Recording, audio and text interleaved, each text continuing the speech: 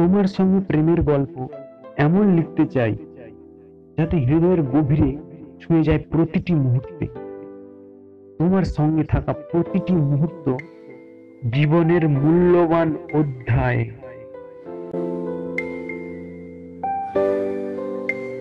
তোমার প্রেমে আমি হয়েছি পাগল, ভালোবাসা বুকের মাঝে চিনচিন করে, চোখের জলে রঙিন